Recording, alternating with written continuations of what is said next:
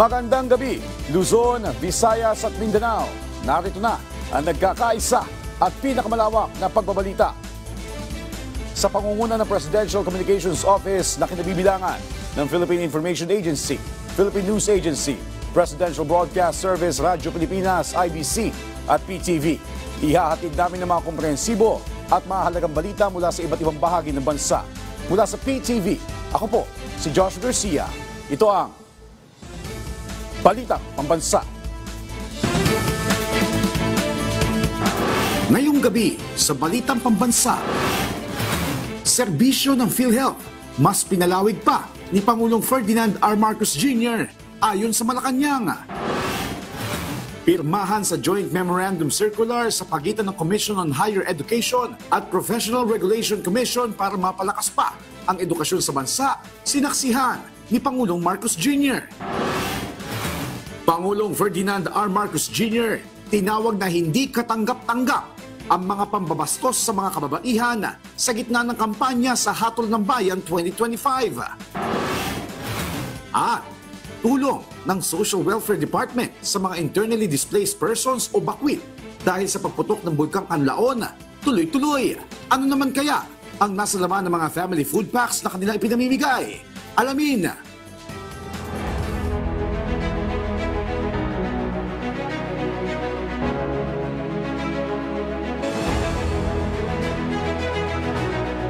Una po sa ating mga balita, babaguhin na ng pamahalaan ang sistema sa board licensure exams para sa mga guro para mapalakas ang kanilang expertise sa pagtuturo. Alinsunod ito sa kasunduan ng Commission on Higher Education at Professional Regulation Commission na inaprubahan ni Pangulong Ferdinand R. Marcos Jr. Ang detalye sa Balitang Pambansa ni Kenneth Pasyente ng PTV Manila. Computer engineering ang tinapos na kurso ni Vina, pero 20 taon na siyang math teacher. Bagaman konektado naman ito sa tinapos niyang kurso, hindi pa rin ito naging madali sa kanya. Yung mga educators kasi, di ba, meron silang practice teaching. So, sa kalagayan ko kasi, hindi naman ako dumaan ng practice teaching. Ayan. So, yun, nung sumabak na kaagad ako sa field, so medyo, parang culture shock sa akin kasi syempre hawak ko kaagad mga bata. Isa lamang si Vina sa maraming mga guro ang may ganitong kwento. Para matugunan ito, pinirmahan na ang Joint Memorandum Circular sa pagitan ng Commission on Higher Education at Professional Regulation Commission o PRC na sinaksihan mismo ni Pangulong Ferdinand R. Marcos Jr. Pagsisilbing daan ng GMC para itugma ang Board Licensure Examination for Professional Teachers sa Teacher Education Curriculum ng CHED. Sa pamamagitan nito, masisiguro na ang pagsusulit ay sumasalamin sa mga kakayahang kinakailangan para sa epektibong pagtuturo na nakabatay sa policies, standards at guidelines. Giit ng Pangulo, napapanahon ang reformang ito para maitaguyod ang kapakanan ng future teachers sa bansa na magre-resultaan niya sa pagpapalakas ng kakayahan ng mga guro na linangin ng mga kabataan. The landmark reform embodies our commitment to ensuring that every Filipino teacher is equipped with the skills and tools needed to teach with depth, with clarity, and with purpose. It is a vital step towards raising the quality of education for our present and, most importantly, our future generations. Paraan din niya ito para matugunan ang mababang passing rate sa licensure examination for teachers. Batay kasi sa ulat ng Second Congressional Commission on Education o EDCOM-2, ang kawalan ng pagkakatugma sa pagitan ng curriculum mula sa CHED at ng BLEP na ibinibigay ng PRC ay nagdudulot ng mababang passing rate at hindi tugmang espesyalisasyon ng mga guro. Ayon pa sa EDCOM-2, lumalabas na 62% ng mga guro sa high school ang nagtuturo ng mga asignaturang hindi nila espesyalisasyon noong kolehiyo.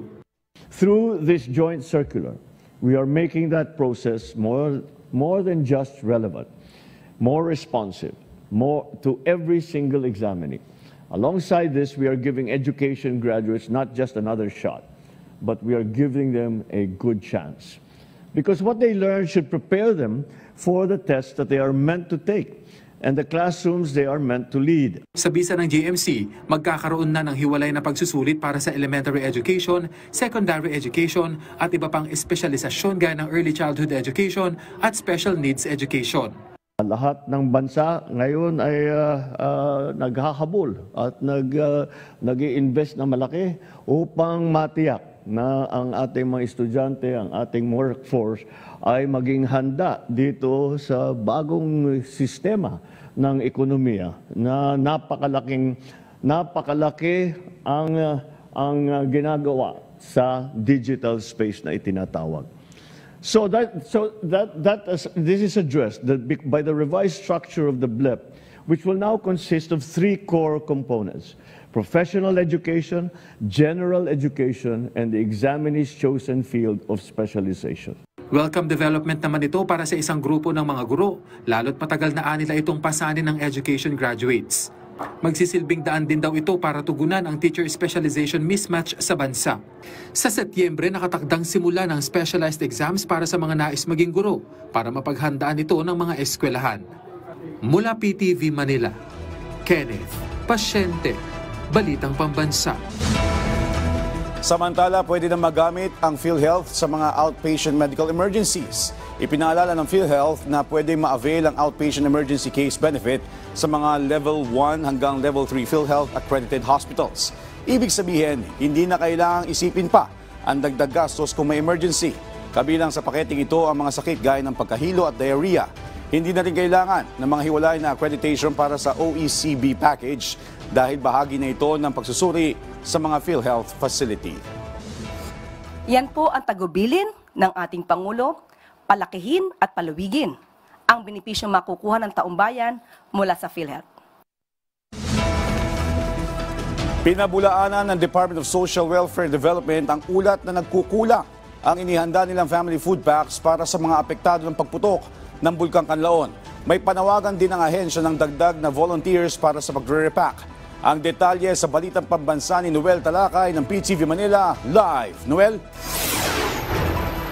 Joshua, nandito ako ngayon sa National Resource Operations Center, so NROC, dito sa Pasay City. Ito ang production hub ng family food packs ng Department of Social Welfare and Development o DSWD. Kausap ko kanina, Joshua, ang focal person dito sa NROC na si Ronald Renyol, na ang nagtratrabaho dito ay mga volunteer na pwede magtrabaho hanggang 4 hours lamang. Desisyon na nila kung magtatrabaho ba sila the entire day. At yung ibang trabahan dito ay mga cash for work program. Pag sa DOLE, 10 days lang sila pwede magtrabaho dito. Pag sa DSWD naman, 15 days sila magtatrabaho or 30 days.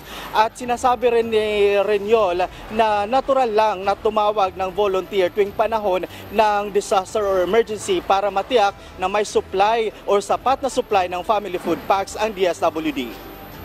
Sapat naman ang mga tao sa mga production hubs ng family food packs ng Department of Social Welfare and Development o DSWD. Ito ang nilinaw ng tagapagsalita ng ahensya na si Assistant Secretary Irene Dumlao matapos manawagan ang ahensya ng volunteers para tumulong sa pag-repack ng mga family food packs. Actually, Noel, ang yung pagtawag natin for volunteers ay hindi po nangangahulugan na nagkukulang po yung pong ating items. Actually, pinaiigting po ng DSWD yung pong pag-preposition natin ng mga goods. Hindi lamang po para pangtugon sa eruption ng Mount Kanlaon, pero para din po doon sa paghahanda ng iba pong mga disasters, emergencies na maaari pong kaharapin ng ating pong bansa. Sa isang family food pack, pang 3 araw ito, isa-isang linggo, 2 hanggang 3 family food pack ang matatanggap ng isang pamilyang may 5 miyembro. Mahigit 12,000 na pamilya na ng Negros Island Region ang apektado ng pag-alboroto ng Bulkang Kanlaon. Ang lahat ay natulungan habang nananatili sa mga evacuation centers. Pagtitiyak naman ng DSWD, handa po ang DSWD na magbigay ng augmentation support sa mga local government units. Sapat po ang ating mga resources. Batay sa tala ng ahensya, higit 2.7 million ang kabambilang ng family food packs nationwide at mayroong mahigit 93 million na standby funds. Nasa mahigit 150,000 family food packs naman ang naka-preposition sa Negros Island Region. At nagpapatuloy pa po tayo na mag-produce ng karagdagan dyan sa ating mga major hubs, particularly the National Resource Operations Center at sa Visayas Disaster Response Centers. May babala naman si Dumlao sa mga politiko na mananamantala sa mga family food packs. Ni Dumlao, bawal itong itamper para palitan o bawasan ang laman nito. Base na rin sa batas na Philippine Disaster Risk Reduction and Management Act of 2010. Kung sino man ang mapapatunayan na gumagawa nito ay maaring patawan ng perpetual disqualification na makaupo sa mga government offices at makatakbo sa politika. Ngayon po, doon nga sa batas, yung Republic Act 10121, kapag po may violation, sinasabi po dyan na maaari silang ma-penalize at magmulta ng 50,000 to 500,000 or makulong of 6 years up to 12 years. Or maaari din naman pong both, no, upon the discretion of the court. Including po yung perpetual disqualification from public office. Joshua, linawin ko lang yung nagtatrabaho ng mga cash for work ng DOLE ay 10 araw. Yung sa DSWD ay 30 days. Ngayon naman, Joshua, ipapakita ko sa inyo ang laman ng family food packs. Ang laman nito, may 10 pirasong canned goods. Ito ay sardinas, corned beef at ang tuna. At mayroon din na coffee, 5 pirasong coffee at hot choco. At mayroon naman 6 na kilong bigas. Ang tawag nila dito, medyo mabigat, Joshua. Ang tawag nila dito ay vacuum sealed na bigas. Ibig sabihin nito, dahil naka-vacuum na ito, wala na itong oxygen at hindi na mabubuhay dito ang mga bakterya at hindi na magkakaroon o mabubuhay yung mga bukbuk nito. Kaya naman tatagal ito hanggang ilang buwan. Joshua, sinasabi rin ng DSWD na dapat hindi natin tampered yung box. Itong palatandaan, Joshua, kasi meron itong mga painting o mga nakasulat dito. Kung ito ay sira-sira na, ibig sabihin tampered na itong box na ito, nabawasan na or napalitan na yung mga laman nito. Sa pamagitan niyan, kung pwede nilang ibalik, Joshua, kung saan man nila nakuha o kung sino man ang nagbigay sa kanila ng mga family food packs. Joshua? Maraming salamat, Noel Talakay ng PTV Manila. Samantala, sinuspindi na ang lahat ng tourism activities malapit sa Bulkang Kanlaon kasunod ng pagputok nito. Kabilang sa mga sinuspindi ang trekking at pagbisita sa mga kalapit na tourist spot. Kabilang ang La Carlota City, Bago City, La Castellana at iba pang kalapit na mga lugar sa Negros Occidental. Nakipag-ugnayan na ang Department of Tourism sa mga LGU at tourism stakeholders para naman sa kaligtasan ng mga residente at mga turista sa mga apektadong lugar. Samantala sa datos ng DOT, walang ulat na may stranded na turista dahil sa explosive eruption ng Mount Canlaon.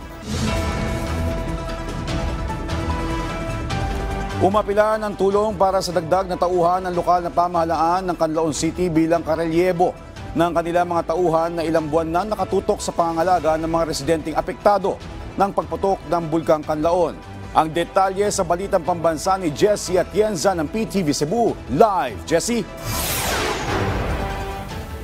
Yes, Joshua, ayon nga sa alkalde ng Canlaon City, history in the making kung ituring nila itong sitwasyon nila dito dahil nga sa 6 to 10 months na nakatutok ang kanilang mga personnel dito sa sitwasyon ng Bulkang Canlaon at maging sa kanilang mga kababayan na patuloy na nasa kanilang pangangalaga. Ito ang Macario Española Memorial School, isa sa 8 evacuation camps sa lungsod ng Canlaon at ang kauna-unahan na binuksan simula noong buwan ng Hunyo ng nakaraang taon. Ayon sa camp manager, nasa halos 400 internally displaced persons o IDPs ang inaalagaan nila ngayon. May water filtration system din dito na naka-install na mula sa Office of Civil Defense at AFP. May mga vitamins at gamot para sa mga IDPs sakaling magkasakit.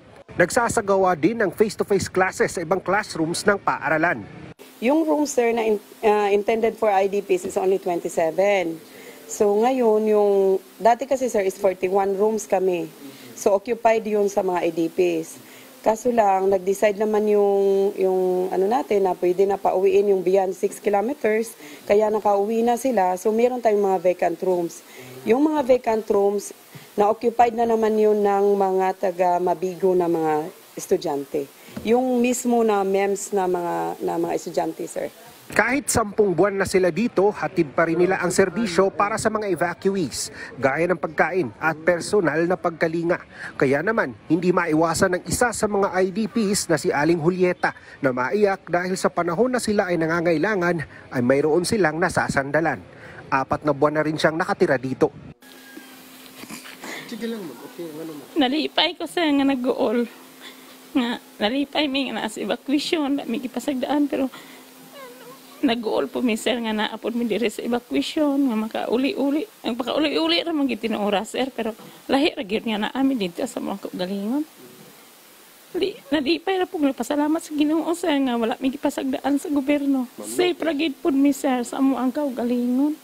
Pero di gid mahimo sir nga makahilak gyud ko. Kani sir nalipay gani mi nga kanang wala na bitaw siya ng alboroto, pero nag-alboroto na po sir. Siyempre, gibati na po kag-all sir. Ganun saan na po may makapauli. Maituturing ng lokal na pamalaan na makasaysayan ang kanilang sitwasyon dahil sa pinahabang panahon na sila humaharap ngayon sa pagsubok na dala ng Bulkang Kanlaon. Kaya kumakatok ulit ang LGU sa national government ng tulong at karagdagang manpower para rin makapagpahinga ang kanilang mga personnel. DSWD offered us carer for the carers. Carer for the carer. So it means that the carer will also be cared. No? But how? So we will be given time to relax. We will be, of course, undergone emotional stress debriefing. DSWD offered it to us. No, and we are very much thankful. But what we did is, and what we really need is a reliever actually. The incident management team do not have the reliever. So samantala, patuloy pa rin ang pagbibigay ng family food pack sa mga apektado nating kababayan sa Canlaon City at maging ang DSWD Western Visayas na mahagi na rin ng family food pack sa bayan ng La Castellana at iba pang mga kalapit na bayan at lungsod sa lalawigan ng Negros Occidental. Samantala, Joshua, inanunsyo na rin ng Department of Tourism na pinasususpindi na nila ang mga tourism activities sa mga LGU malapit sa Bulkang Kanlaon. Kabilang na riyan ang bayan ng La Castellana, ang mga lungsod ng La Carlota, Bago at ang iba pang mga kalapit na mga bayan. Nakikipag-ugnay rin sila sa mga LGU para masigurong ligtas ang mga residente, lalo na yung mga turista na andito malapit sa bulkan. At sa pinakahuling datos ng DOT, wala naman silang naitalang turista na stranded bunsod nitong mga pag-alboroto muli ng Bulkang Kanlaon. At yan muna ang mga huling balita mula dito sa Canlaon City sa lalawigan ng Negros Oriental. Ako si Jesse Atienza. Balik muna dyan sa inyo sa studio. Joshua. Maraming salamat, Jesse Atienza ng PTV Cebu. Samantala, kasama sa mahalagang pinaghahandaan ng pamahalaan ay ang matibay na infrastruktura, lalo na't ito ang itinuturing na first line of defense sa posibleng pagtama ng malakas na lindol sa bansa.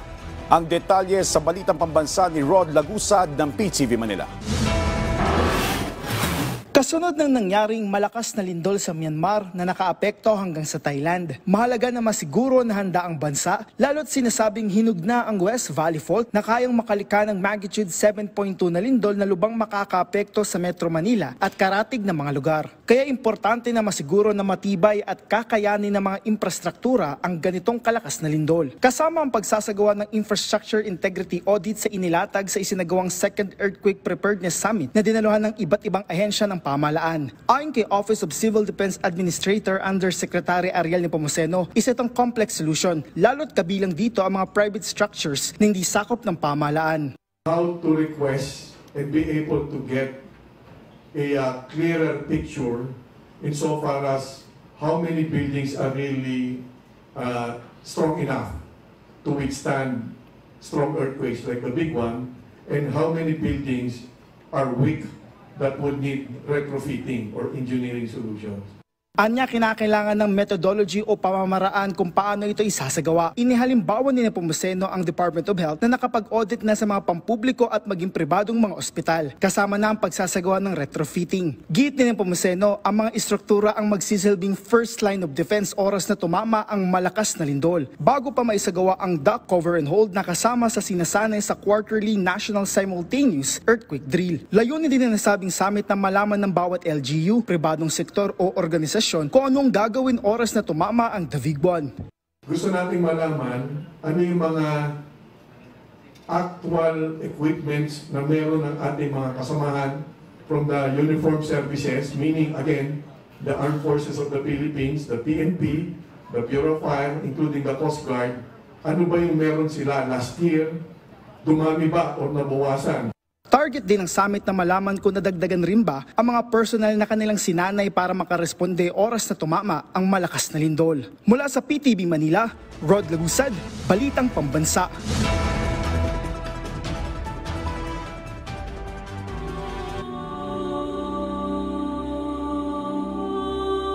Patuloy ang pakikipagtulungan ng pamunuan ng Parañaque Integrated Terminal Exchange o PITX sa iba't ibang ahensya ng pamahalaan para sa inaasahang pagdagsa ng pasahero ngayong Holy Week.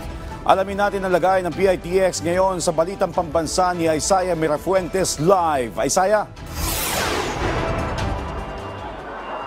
Joshua, fully booked na ang karamihan sa mga biyahe ngayon dito sa Parañaque Integrated Terminal Exchange o PITX sa Parañaque. Kabilang na dyan ang mga biyaheng Pabicol, Davao, Cagayan de Oro at Olongapo. Matapos ang holiday season kahapon, nagdagsaan na ang mga pasahero dito sa PITX. Karamihan sa mga magbabakasyon ay para sa Holy Week. Si Chari, 2 weeks before pa lang nakabook na online para makasiguro na makakauwi sila ng Naga para magbakasyon ngayong Semana Santa. Amin yung madaming tao, kaya nag-advance booking din kami. Ang mga biyahe Pabicol sa April 12 hanggang April 16 o Miyerkules Santo, fully booked na. Habang ang biyahe sa Martes Santo at Miyerkules Santo pa Davao at Cagayan de Oro ay fully booked na rin. Fully booked na rin ang biyahe.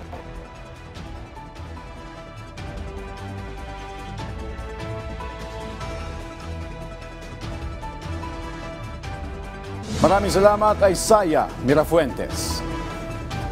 Samantala, patuloy ang Department of Transportation sa pagsunod sa direktiba ni Pangulong Ferdinand R. Marcos Jr. para tiyakin ang kaligtasan ng mga Pilipinong babiyahe pauwi ng kanilang probinsya ngayong Semana Santa.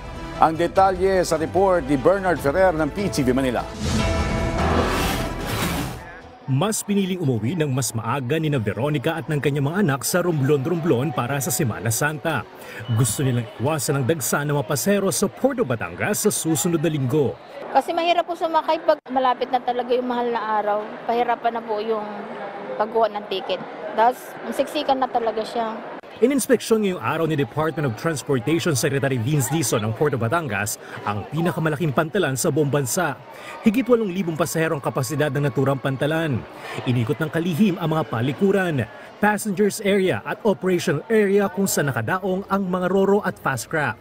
Binigyan tayo ng directive ng Pangulo natin, ni Pangulong Bongbong Marcos na kailangan talaga siguraduhin natin na yung biyahe ng mga kababayan natin maayos, safe, at kahit papano convenient naman. Mahigpit na binabantayan ni Secretary Dizon ang issue ng overloading.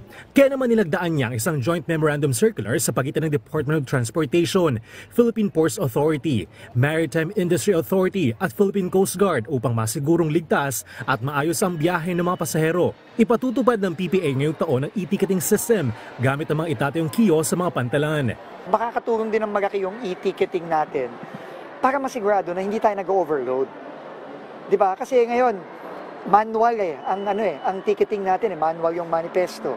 Pero pag may e-ticketing na, between Marina and PPA and Coast Guard, mamomonitor na nila. Inaasa ng pagdami ng mga pasahero sa Lunes at Martes, bagamat wala pang mga biyahe na fully booked sa ngayon. Aabot sa 1.73 milyong biyahero ang dadagsa sa mga pantalan ngayong Semana Santa. Bukod sa Puerto Batangas, inaasang dadagsa rin ng mga pasahero sa mga pantalan sa Mindoro, Panay Guimaras, Negros Oriental Siquijor at Bohol. Payo ng PPA, maglaan ng sapat na oras sa pagpunta sa pantalan para iwas abala. Mula sa People's Television Network, Bernard Ferrer para sa Balitang Pambansa. Hindi katanggap-tanggap kay Pangulong Ferdinand R. Marcos Jr. ang mga bastos at insensitibong pahayag at pakulo ng ilang kandidato sa 2025 elections. Ayon sa Malacanang, hindi dapat pamarisan at iduluhin ang ganitong mga kandidato. Kabilang sa mga nasampulan at nabigyan ng show cause order ng Commission on Elections ay si Pasig City Congressional Candidate Christian Sia matapos ang kanyang naging biro tungkol sa mga single mom at kanyang staff na babae. Dapat ipagpatuloy nila ang pag-promote ng respeto, ng integridad at ng truthfulness o katotohanan sa kanilang mga sinasabi habang sila ay nagbibigay ng kanilang mga pangako sa kanilang mga constituents at sa mga botante. Samantala, inaalam pa ng Malacanang kung totoo nagsasagawa ng marine scientific research ang namataan Chinese vessel sa Cagayan. Ayon kay Palace Press Officer Undersecretary Attorney Claire Castro, makikipag-ugnayan sila sa Philippine Coast Guard para makakuha ng karagdagang detalye. Tumanggi rin magbigay ng espekulasyon ang palasyo dahil ito ay sensitibong issue. Sa ngayon po ay aalamin po muna natin, hindi po tayo pwede mag-speculate at ito po ay sensitibong issue. Kapag ka po napatunayan, meron po ng imbestigahan at meron na po tayong data, ibibigay po namin sa inyo ang sagot agad-agad po. Pinulong na ni Pangulong Ferdinand R. Marcos Jr. ang kanyang economic team kaugnay ng epekto ng global tariffs na ipinataw ng Amerika. Sa press briefing sa Malacanang, binanggit ni Special Assistant to the President for Investment and Economic Affairs Secretary Frederick Go ang mga sektor na maapektuhan ng taripa. Sinabi ni Go na personal siyang pupunta sa Amerika para makipag-usap sa United States Trade Representative. Kinumpirma din ni Go na kasalukuyan na nakikipagpulong ang economic team sa counterparts dito sa ASEAN upang pag-usapan ang impact ng US tariffs sa ASEAN region. Tatalakayin din ni Go sa Pangulo, kasama ang Pangulo, ang utos ni US President Donald Trump na 70 araw na pagpapatigil sa lahat ng reciprocal tariffs maliban sa China. We have reached out to the United States Trade Representative or ang USTR na tinatawag. Ang office po na ito yung responsible for all these trade tariffs, no? So we've reached out to the USTR and we have communicated with them our desire to engage in a meeting or dialogue with them, and they have positively responded. So I will be scheduling a trip to the United States to meet with the USTR soon. Samantala, kinumpirma ng Foreign Affairs Department na natagpuan na ang 11 pang Filipino casualty sa magnitude 7.7 na lindol sa Myanmar. Ito ay ikalawa sa 4 na nawawalang Pilipino sa Mandalay, Myanmar. Batay sa impormasyon mula sa Philippine Embassy sa Yangon, positibong kinilala ang Pinoy at naiparating na ito sa kanyang pamilya. Bilang respeto sa kahilingan ng pamilya ay hindi na nagbigay ng iba pang detalye ang DFA. Tiniyak ng ahensya na patuloy ang pagsisikap nilang matagpuan ang 2 pang nawawalang Pilipino dahil sa lindol sa Myanmar. Ibinaba ng Bangko Sentral ng Pilipinas ang target reverse repurchase kasabay ng monetary policy meeting ngayong araw. Ayon sa BSP, ibinaba ito ng 25 basis point na ngayon nasa 5.5% na, habang nabago sa 5 at 6% ang overnight deposit and lending facilities. Samantala, ibinaba rin ng BSP ang inflation forecasts ngayong 2025 na nasa 2.3% mula sa 3.5%. Samantala, positibo ang Bureau of Internal Revenue na maaabot nila ang target na tax collection ngayong taon na nasa mahigit 3 trilyong piso. Ayon kay BIR Commissioner Attorney Romeo Dumague Jr., puspusan ang hakbang ng ahensya para maabot ang 3.23 million o trillion pesos ngayong 2025. Naabot ang BIR ang collection target sa taon 2024 na 2.85 trillion pesos. Ayon pa kay Dumague, malaking tulong ito sa pagtugon sa budget deficit ng gobyerno na nasa 171.4 billion pesos. Mas paigtingin din ng ahensya ang kanilang digitized services para sa mabilis na filing ng income tax return.